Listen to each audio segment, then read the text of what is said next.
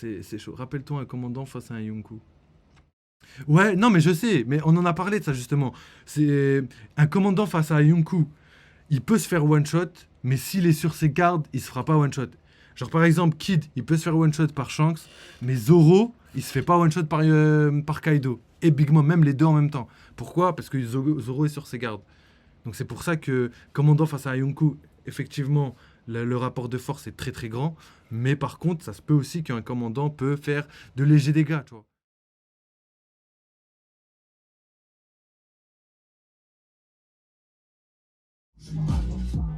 Salut les gars, bienvenue pour le live. Ça fait 2 jours on n'a pas live.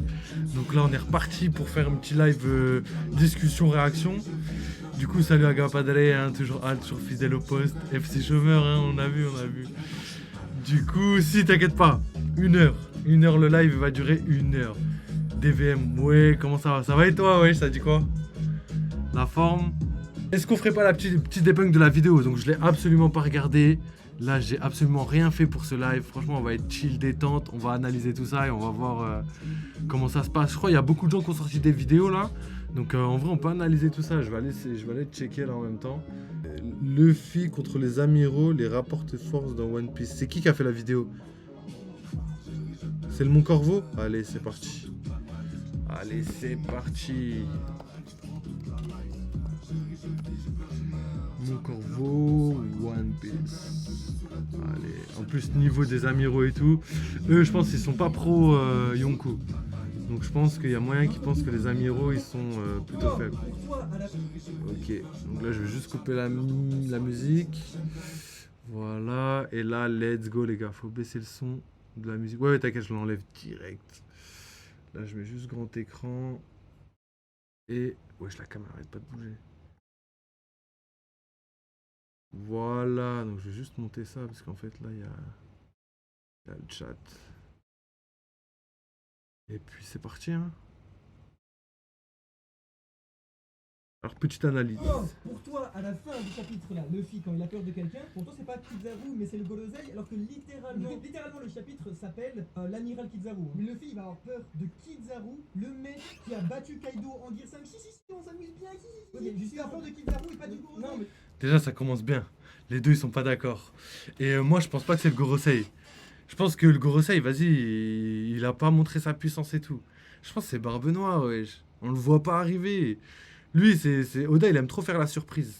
Et Barbe Noire, on n'en a pas entendu parler depuis longtemps. Donc pour moi, c'est plus logique que ce soit Barbe Noire. Mais vas-y, on verra. Non, parce que genre Kizaru va faire peur. Dites-moi le son, comment ça va, les gars. Kizaru, il est beaucoup plus culte en gros que Kaido. Kaido, il a. Parce que t'es plus culte. Non, mais parce que t'es plus culte, t'es plus puissant. S'il y en a un qui a un cheveu sur la soupe, c'est Kaido. Parce que quand tu vois Kizaru. Cheveux sur la soupe. Non, mais le s'il y en a un qui est de Kaido, c'est un qui est sur la soupe ou c'est. Non, mais il y en a qui est plus sacralisé. Il y en a qui est plus sacralisé, tu vois, c'est les amiraux. Les amiraux, on les a pas vus perdre. Les amiraux, ils sont beaucoup. Mais le titre de Kizaru, c'est la personne la plus puissante du monde ou c'est le singe jaune? Bonjour à tous, pardon, bienvenue au Mont Corvo, voici Kamaltero. Et voici Kitaro. Bienvenue pour l'analyse complète du chapitre 1000. Voilà, j'ai cru voir moi et Sabri débattre des puissances des personnages. Voilà, j'étais mort. 90 de One Piece intitulé... Il y a un frère intelligent, je dirais pas lequel.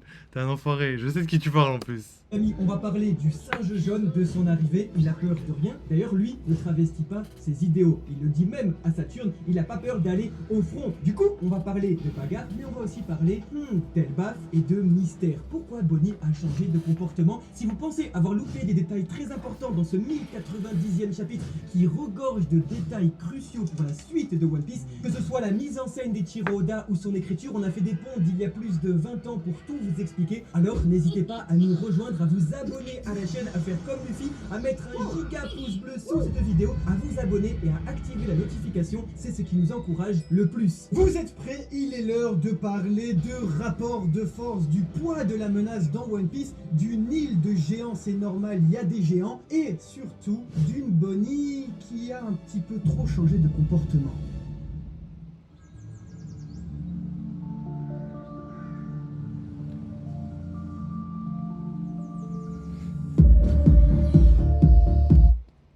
Est-ce que je vais me faire strike là? Je crois que je vais me faire strike la vidéo. Je sais pas s'ils ont mis des droits sur leur musique ou pas. Mais en tout cas, ouais, c'est vrai que Bonnie... Non, tranquille. Ok, vas-y, bah, je laisse ça. mais, mais pour en revenir à Bonnie, c'est vrai qu'elle a un comportement assez bizarre. Après, ça se peut que ce soit parce qu'elle a découvert le passé de son père.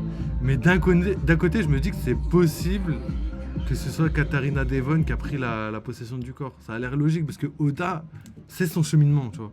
Il adore faire ça, Oda. Il adore faire ça, tout le temps il fait ça. Exactement comme Kizaru, tu vois. Kizaru, il adore faire croire aux gens qu'il parle de Kizaru, mais en fait, pas forcément. Mais vas-y, on verra. On continue. Après 1090 chapitres, Zoro aime enfin les... Ah, je dis qu'on mettait des figurines derrière. Hein? Non, les dingueries, c'est la nouvelle Kaido Super en pop animation giga limité que t'as... Tu l'as eu où? Bah... Tu l'as eu où? Sur Shop for Geek? Shop for what? Iwi Kita, figurine, manga, animé, vêtements... Bon, je la passe, mais en vrai, elle est grave style la figurine là. J'ai envie de l'acheter carrément. Je vais aller checker. En plus, surtout si c'est une édition limitée, je vais aller voir ça.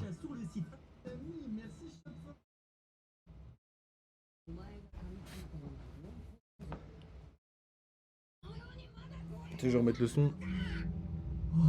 Dites-moi si tout va bien. Il rentre enfin en action, Kizaru Borsalino, le singe jaune. Il porte le nom de ce 1090e chapitre. Et alors, j'ai une question pour vous les amis. Qu'en est-il de la menace dans One Piece? Oui, je vais être direct. Après la défaite de Kaido, qui était l'invincibilité même, qu'en est-il de la dangerosité des antagonistes dans One Piece? Je m'explique, nous sommes au chapitre 1026, alors que Momonosuke venait de mordre l'empereur dragon, Luffy s'exprimait. Momo, pourquoi est-ce que tu as peur? Tu viens de mordre la créature la plus puissante au monde. Après cela, tu ne devrais plus avoir peur de rien. Nous sommes maintenant au chapitre 1090 qui se termine avec la tête apeurée de Monkey D. Luffy qui sent une présence puissante sur l'île arrivée. Une présence qui est sûrement celle de Kizaru. Alors forcément, dans une œuvre qui s'écrit depuis plus de 26 ans, ou dans une logique shonen neketsu, il va falloir surenchérir les rapports de puissance. Qu'en est-il de la représentation de la menace après Kaido? Chapitre 795, il était apparu pour la première fois et décrit par le narrateur et donc par l'auteur même comme la créature invincible, sur terre, dans la mer et dans les airs. Ouais, déjà juste à corroborer ce que je disais dans le précédent live. Mais c'est vrai, moi pour moi, une fois que t'as pas du Kaido, je dis pas que tu vas rouler sur le monde, mais toutes les personnes qu'on connaît et qu'on connaît leur puissance, elles sont en dessous ou égales à Kaido. Genre par exemple, à part Shanks et Barbe Noire, je vois personne qui pourrait rivaliser avec Luffy aujourd'hui, dans les personnages connus. Après le Gorosei, on les connaît, mais personne ne sait comment ils se tapent, comment ils font leur bail et tout. Donc pareil, ça faut voir. Là j'aimerais bien voir certains personnages à l'action pour justement juger de tout ça. Il a vu Marineford, le cousin? Après, ouais, non, mais après, par contre, il y a un point où il avait raison.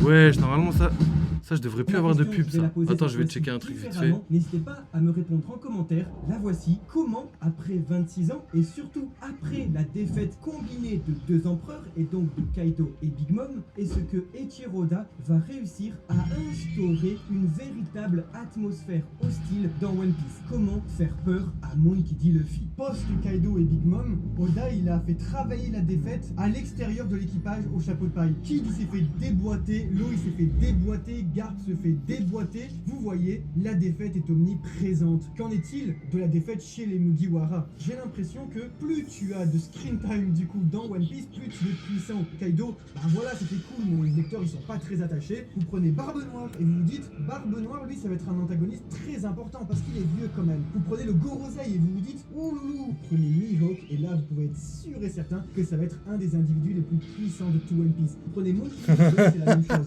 Et enfin, vous prenez Ouais, je Padré. vous dites, c'est l'homme le plus puissant. Comment ça va après avoir entendu tout ça, là? Là, tu dois pas être calme, toi, là. Alors, les Mugis sont censés faire peur, pas avoir peur, bordel. Ouais, j'avoue, après, ils ont pas peur. Après, ça dépend lesquels. Genre, Usopp, il aura tout le temps peur. Mais Luffy, il aura jamais peur, tu vois. C'est ça qui est drôle. Mais oui, évidemment, ils font peur, mais ils feront pas peur à tout le monde non plus. Genre, les personnes puissantes n'auront pas peur. Genre, le Gorosei, ils peuvent prendre le personnage comme étant quelqu'un une menace, mais je pense pas que le Gorosei aurait peur. Ou même Imsama, je vois pas. Non, mais là, il y a eu trop d'informations qui va pas, Gapadre. Comme par exemple, pas Usopp, mais Mihawk. Wesh, il a dit que Mihawk, ça allait être un des personnages les plus puissants de One Piece. Wesh. Et ça t'as pas réagi, c'est bizarre. Normalement, t'aurais dû te vénérer d'un coup, là. Normalement, j'aurais dû voir au moins 3 messages avec quelques petites insultes, là. T'as changé, Et Gapadre. qu'on se comprenne Non, bien, je rigole. tous les personnages Mais que ouais, j'ai en cités vrai, ne peuvent pas être plus puissants y a que beaucoup de Kaido. gens Kaido, forts. c'est un individu qui justement a Mais, fallu il faut une qu'il y en ait un autre qui sort du quinzaine lot, pour par pouvoir le contre. battre, et des individus extrêmement forts. Et c'est sûr que Kaido, c'est quelqu'un qui pourrait mêler absolument tous les personnages qui seront à venir dans One Piece. Alors la question suivante, c'est est-ce que Kizaru va réussir à faire le taf? Est-ce que Kizaru va réussir à représenter une... Après, ça se peut, je me retiens de montrer, de monter en vocal et insulter des ancêtres. Ouais, tu m'étonnes. Après, il y a moyen qu'ils aient raison. Mais par rapport à Kizaru, plus, je pense qu'il y a un monde où c'est possible que comment il s'appelle? Que Kizaru soit suffisamment fort pour mettre Luffy. C'est ça, parce que là, j'y ai réfléchi pendant quelques jours. Mais je pense qu'en fait, Kizaru, ça peut être une menace pour Luffy, mais ça veut pas dire qu'il peut le battre. Ça veut dire que ça se peut que Kizaru le mette, tu sais, pas à bout de souffle, mais qu'il le fasse se combattre sérieusement, mais qu'au final, un peu comme Luffy avant qu'il ait le Gear 5. Genre, quand il avait pas le Gear 5, Luffy, il pouvait mettre Kaido, pas en péril, mais il pouvait lui mettre quelques coups qui font très mal, qui pouvaient le déranger, tu vois. Moi, je le vois un peu comme ça. Mais par contre, je vois pas Kizaru battre Luffy. Là, maintenant que Luffy a battu Kaido, non, là je le vois pas. Malheureusement, c'est chaud. Rappelle-toi un commandant face à un Yonkou. Ouais, non, mais je sais, mais on en a parlé de ça justement. C'est un commandant face à un Yonkou. Il peut se faire one shot, mais s'il est sur ses gardes, il se fera pas one shot. Genre par exemple, Kid, il peut se faire one shot par Shanks, mais Zoro, il se fait pas one shot par Kaido. Et Big Mom, même les deux en même temps. Pourquoi? Parce que Zoro est sur ses gardes. Donc c'est pour ça que commandant face à un Yonkou, effectivement, le rapport de force est très très grand. Mais par contre, ça se peut aussi qu'un commandant peut faire de légers dégâts, tu vois. À la manière de Zoro quand il lui blesse dans sa cicatrice. À la manière des fourreaux rouges aussi. À eux tous, on peut dire qu'ils ont le level d'un commandant. Enfin, je dirais pas Oden, mais pas loin, quoi. Donc voilà, c'est juste ça par rapport au rapport de force.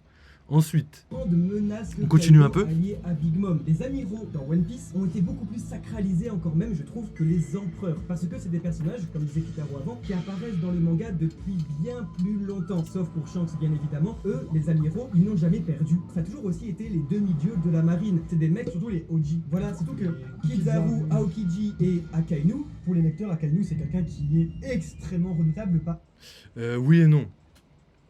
Pour moi, Akainu, il a perdu contre Barbe Blanche, hein, en vrai.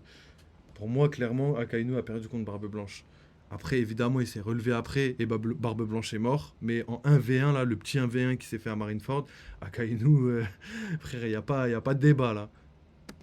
la longévité qu'il a dans l'œuvre. On aura vu des empereurs du coup KO avant de voir des amiraux KO. Et je pense que, encore une fois, dans une logique Neketsu, c'est très important ce choix-là de la part de l'auteur. On s'en fout de savoir qui est plus fort entre amiral et empereur. Akainu, par exemple, n'a pas été KO à Marineford. Voire à... Je capte, mais Miyoki, je veux pas dire le reste, il a attendu que Barbe Blanche crève pour revenir. Ouais, t'as capté. Pour moi, en 1v1, il l'aurait pas battu. Il lui a fait de sérieux dégâts, il est très très fort, ça c'est sûr et certain. Mais en 1v1, il se serait fait éclater par Barbe Blanche. La Barbe Blanche avait pris tellement de coups, il s'était battu depuis tellement longtemps qu'en vrai, pour lui, là, il y a même pas eu débat. Il l'a vraiment éclaté en balle pour moi. Enfin, c'est ce que je pense en tout cas. KO, ça aurait été marquant pour tous les lecteurs. Imaginez Kizaru KO au sol, c'est choquant, comme imaginez Shanks KO au sol, c'est choquant. Et même la défaite de Aokiji, l'auteur a voulu garder sa pudeur, il a perdu. Finalement, mais c'est un amiral qui est battu, quoi. voilà, vous l'avez pas vu en tout cas. Plastiquement, voir la défaite d'un amiral dans One Piece, moi, ça risque de me choquer. Et je pense que c'est grâce à cette mécanique-là, grâce à cette pirouette, qu'Eiichiro Oda va pouvoir du coup répondre à la question. Shanks KO, ça existe pas. Ouais, non, je pense que ça existe pas. Ou peut-être face à Barbe Noire. Je sais que ça va pas te plaire, mais peut-être face à Barbe Noire. Il bouleversera le lecteur quand il tombera. S'il y a quand même une chose qui est frappante dans ce chapitre et que moi j'ai absolument adoré, bah c'est le climat d'angoisse qui se lit sur le visage de Luffy. Quand même, savoir Marco que va Kizaru devenir arrive et qu'il dit, roi des ah, pirates. quelqu'un de si puissant arrive. Comment ça, m'a Marco fait va devenir tellement le roi des du bien pirates? Parce que je pense que le top des trucs qui m'ont un peu agacé dans Onigashima, c'est Luffy qui arrêtait pas de rigoler. Vas-y, en Neunous, disant, toi, tu si regardes Kaido pas, recommence toi. la donner. Et là, du coup, bah, j'avais tellement peur que quand Kizaru Non, c'est arrive, pas il fasse Restriction. parfait, enfin un adversaire à ma taille. Et bah là, c'est cool. Shanks, je pense ça va qu'il- être sérieux. Donc, je pense- Encore une fois, je j'aimerais pense beaucoup Shanks- avoir votre avis en Je pense Baggy vs Shanks, je pense que c'est Baggy qui gagne. On sait que dans la logique de One Piece, il faudra toujours un plus gros poisson. Je pense Baggy, il est Là, vraiment on se fort. demande, est-ce que le trope amiral après empereur peut fonctionner dans cette logique-là? Mais on sait très bien que du coup, il y a aussi Saturne, le Golosei et plus tard Imu. C'est évident, on en arrive, vous savez, c'est un parallèle qu'on vous explique. J'avoue, c'est pas un maintenant avis depuis moi, grotesque. presque maintenant C'est un avis avec grotesque. Kizaru Borsalino et le rapport qu'il a avec les Mugiwara, le rapport qu'il a avec Sentomaru, le rapport qu'il a avec les pacifistas et Kuma, le tout à un seul endroit, à Shabodi, il y a près de 15 ans. もう一度やや必ず重傷者が出るぞ大将に会う前にああここは逃げよう一緒じゃダメだバラバラに逃げるぞ La question qu'on se pose, et on n'arrête pas de vous Ils ont expliquer jamais avec fait le parallèle cette de comparaison Shabodi, dans est-ce cette que vidéo. les Mugiwara vont triompher de Kizaru Très ou est-ce risqué, que la les vie. Mugiwara vont être séparés à nouveau? Les deux scénarios, là où il est habile, Oda, c'est que c'est tout à fait possible. En effet, pour faire un beau parallèle, ça pourrait être super chouette que Kizaru se fasse complètement déchirer. On note que Kizaru, il avait Sentomaru avec lui. On note qu'il avait le pacifista avec lui. On y verra Ily. Maintenant, on a les Mugiwara alliés avec Sentomaru, tiens donc, et maintenant les pacifistas Mark III sont alliés également à Sentomaru, et donc ce chapitre nous rappelle également leur terrible puissance, ou en tout cas résistance, quand on sait que les séraphins sont dans des bulles qui sont faites. D'ailleurs, ouais, du coup, ça fait écho au fait que le parallèle là, c'est vraiment Shabonji. Parce que c'est vrai, il y a l'amiral, il y a Sentomaru, il y a la marine, tu vois. Donc, Shabonji, si on se rappelle bien, c'était la fin de l'équipage et le début. Je sais pas comment dire ça, mais en mode, c'est à ce moment-là qu'ils se sont séparés, l'équipage. Donc, je sais pas si Oda va continuer sur ce parallèle-là, mais ça pourrait être pas mal. Genre que l'équipage soit un peu séparé. Mais différemment. Différemment, peut-être séparé en. Je sais pas, qu'il y en ait un qui soit plus là. Comme Luffy, parce que ce serait plus important. S'il y en a un qui est plus là dans l'équipage, ce sera pas pareil.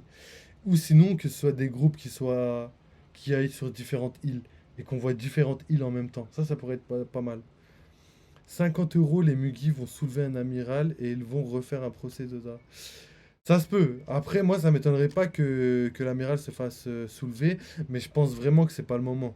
Pour les amiraux, c'est pas le moment de perdre. Je pense que eux, ils perdront quand ce sera le combat de la marine pour récupérer la liberté du monde. Donc, à voir. Bon, on continue. Même matière que les pacifistas et que eux-mêmes n'arrivent pas à en sortir. C'est pour vous dire à quel point ils sont indestructibles, les Kono. Et ce que Kizaru va pas tout simplement se faire déboîter. Et le parallèle serait fait après 15 ans, les Mugiwara ont pris leur revanche sur l'amiral Kizaru. Surtout, Rappelez-vous qu'à la fin de Dressrosa, Luffy nous l'avait déjà montré face à Fujitora, il ne reculera pas devant un amiral, il s'est entraîné, c'est pas pour rien, et on l'a bien vu dans le Nouveau Monde, les Mugiwara et la défaite, ça fait 2. mais également le deuxième scénario. Il y a toute une série d'événements, d'indices qui nous laissent présager que quelque chose a poussé les Mugiwara à se séparer. Le premier indice, c'est quand même le fait qu'il y ait 100 navires énormes, là comme ça, la plus grande flotte de la marine qui arrive et qui encercle Egghead Island. Cette flotte de marine, elle est dirigée par plusieurs vice-amiraux et ils sont tous là et Shiroda a tenu à tous les présenter un visage pour chacun. On a ici des candidats pour des duels, mais des duels contre qui? Eh ben c'est très simple, le narrateur, il nous a dit, avec son ton toujours très solennel, qu'un événement, le lendemain, va bouleverser le monde entier à Egghead Island. Ces paroles, il nous les avait déjà dites au chapitre 800 lorsque les Mugiwara fêtaient leur nouvelle alliance et la création surtout de leur très grande flotte. Alors, et rappelez-vous, l'amiral Planche, il a levé les mains et il est reparti, la plante entre les jambes. Ouais, c'est vrai. C'est vrai qu'il est parti, mais c'était face à Shanks. Est-ce que Shanks, il serait pas une plus grande menace? Et est-ce que l'amiral Plante, il est aussi au level de Kizaru? Kizaru, c'est l'amiral le plus ancien aussi. C'est ça que je me dis. Je pense qu'il y a un rapport de puissance entre les amiraux et qu'ils sont pas tous égaux en puissance. Donc, à voir. Chapitre 800, il était indiqué. Et oui, je voulais spécifier aussi que là, vite fait, ils ont parlé des cases narrateurs, là, et je suis pas d'accord. Là, ils parlaient que la flotte, là, dans l'image qu'on voit là, à Dressrosa, ils parlaient que c'était la flotte qui allait créer un événement, qui allait changer enfin, je sais pas, un événement hyper grave, en gros, pour résumer, grossièrement. Et l'autre, là, c'était pas pareil, c'est que l'incident d'Egghead va bouleverser le monde. Qu'est-ce que c'est l'incident? Je sais pas du tout. Kizaru va danser le Logobi devant Zoro. Devant Zoro, tu penses? Après, c'est vrai que vu que Kizaru a zoulette Zoro à l'ancienne, je pense que Kizaru, là, il pourrait se faire zoulette par Zoro, là, vite fait. Je pense que ça pourrait être pas mal, en vrai. J'aimerais bien, moi. Un événement sans précédent bouleversera le monde entier, ce sera l'événement de la flotte au chapeau. Mais par contre, ouais, je mets que des pauses, mais par contre, s'il se fait zoulette par Zoro, les amiraux, même les pro-amiraux, oh là là, ils vont être en PLS. Ce serait la pire chose pour eux, parce que ça veut dire premier commandant ou un peu plus fort que premier commandant égale amiral. Donc ça veut dire c'est foutu après. Après moi, Akainu, je le mets au-dessus. J'ai confiance en lui. Il me faut un bon ennemi dans la marine, parce que dans la marine, il n'y a pas d'ennemi. Là, aujourd'hui, s'ils ont levé le premier commandant, Luffy, pardon, il peut soulever toute la marine. Moi, j'ai besoin d'un soit Kong là, qui soit fort, mais ça m'étonnerait. Soit Akainu, qui soit très fort. Mais je sais pas s'il a levé l'empereur, ça c'est, il le faut pour concurrencer avec Luffy. Ou sinon, il faut que les chevaliers divins ou le Gorosei soient vraiment des combattants de malade. Sinon, ça sert plus à rien. Kizaru, ok. La marine fait peur à personne. Ouais, j'avoue, hein. J'avoue. Akainu, 2 ans la retraite. Ouais, j'avoue aussi. Mais après, je me dis, regarde Sengoku. Quand il était vieux, il pouvait se taper avec Barbe Noire. Après, on sait pas ce qui avait le dessus ou quoi, mais il se faisait pas éclater par le. Donc je pense que les amiraux, enfin les amiraux en chef, ils sont plus puissants quand même. Comment, je sais pas. Mais vu que c'était il y a 2 ans, je pense que Aokiji, lui, il a dû perdre en puissance à cause de sa jambe perdue, etc. Et Kakainu, lui, il a dû gagner en puissance. J'espère, parce que comme je vous ai dit, si Akainu est nul, la marine, elle sert plus à rien. C'est ça qui m'énerve. C'est que là, pour le coup, niveau logique, c'est-à-dire la marine, en vrai, là, Luffy, pourquoi il s'enfuit alors? Pourquoi il soulève pas toute la marine facilement, hein? Parce que si c'est vraiment que des premiers commandants, enfin, je veux dire, il y a Zoro, il y a Sanji, à 3, ils te soulèvent tout le régiment, hein. Alors, il s'est tapé 10 jours avec Aokiji, qui est deuxième commandant. Ouais, mais j'espère, comme je t'ai dit, que pendant les 2 ans, il y en a un qui a faibli et l'autre qui a grandi en puissance. De mon souvenir, à Marineford, Barbe Noire s'amusait devant Sengoku et Sengoku a fini avec 500 bandages. Ouais, c'est vrai, mais après, comme je t'ai dit, il est vieux, mais il a quand même rivalisé entre guillemets, quoi. Il n'a pas laissé Barbe Noire faire ce qu'il veut. Donc voilà. Et d'ailleurs, Shanks, il s'est fait zoulette là-bas à Marineford. Même pas il a bougé, hein. Il avait son objectif depuis longtemps et même pas il a bougé, hein. Il y avait Barbe Noire.